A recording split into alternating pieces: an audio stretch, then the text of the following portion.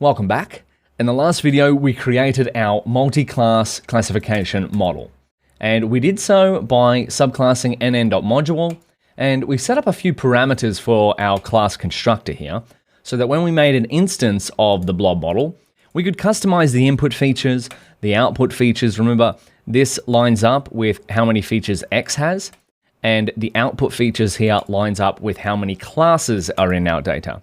So if we had 10 classes, we could change this to 10 and it would line up. And then if we wanted 128 hidden units, well, we could change that. So we're getting a little bit more programmatic with how we create models here. And as you'll see later on, a lot of the things that we've built in here can also be functionized in a similar manner.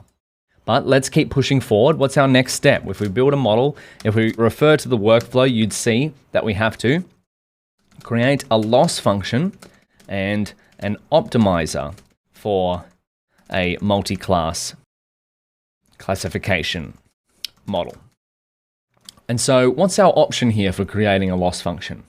Where do we find loss functions in PyTorch? I'm just going to get out of this and I'll make a new tab here. And if we search torch.nn, because torch.nn is the basic building blocks for graphs, in other words, neural networks, where do we find loss functions? Here we go. Beautiful. So we've seen that L1 loss or MSE loss could be used for regression predicting a number. And I'm here to tell you as well that for classification, we're going to be looking at cross-entropy loss. Now, this is for multi-class classification. For binary classification, we work with BCE loss. And of course, there's a few more here, but I'm going to leave that as something that you can explore on your own. Let's jump in to cross-entropy loss. So what do we have here? This criterion computes. Remember, a loss function in PyTorch is also referred to as a criterion. You might also see loss function referred to as cost function, C-O-S-T, but I call them loss functions.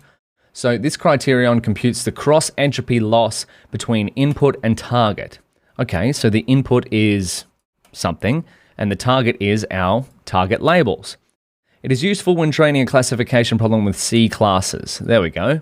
So that's what we're doing. We're training a classification problem with C classes. C is a number of classes. If provided, the optional argument weight should be a 1D tensor assigning a weight to each of the classes. So we don't have to apply a weight here, but why would you apply a weight? Well, it says, if we look at weight here, this is particularly useful when you have an unbalanced training set. So just keep this in mind as you're going forward.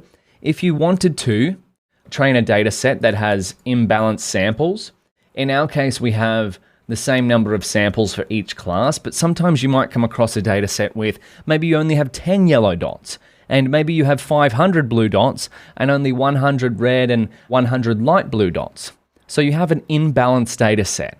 So that's where you can come in and have a look at the weight parameter here. But for now, we're just going to keep things simple. We have a balanced data set, and we're going to focus on using this loss function. If you'd like to read more, please, you can read on here. And if you wanted to find out more, you could go, what is cross-entropy loss? And I'm sure you'll find a whole bunch of loss functions. There we go. There's the ML cheat sheet. I love that. The ML glossary. That's one of my favorite websites.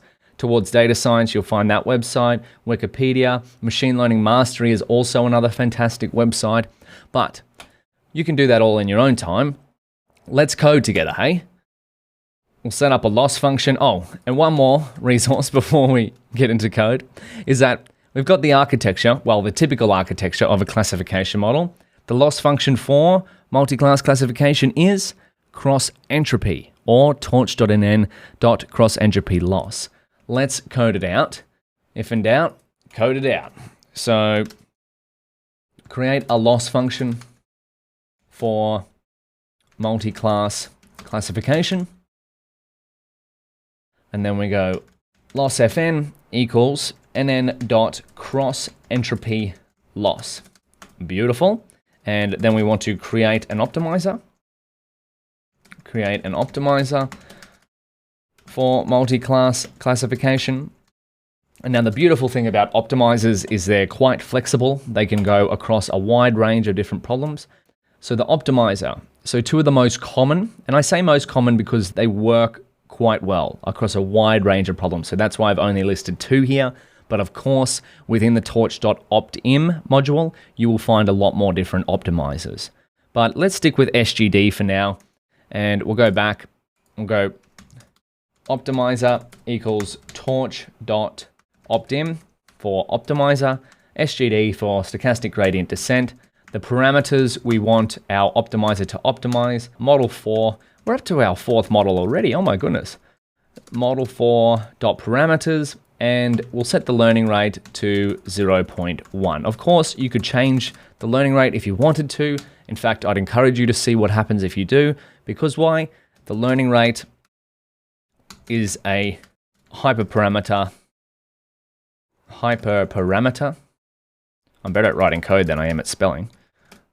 You can change. Wonderful.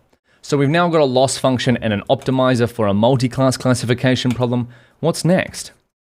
Well, we could start to building a training loop. We could start to do that, but I think we have a look at what the outputs of our model are. So more specifically, getting prediction probabilities for a multi-class PyTorch model. So my challenge to you before the next video is to have a look at what happens if you pass XBlob test through a model. And remember, what is a model's raw outputs? What is that referred to as? Well, I'll let you have a think about that before the next video. I'll see you there.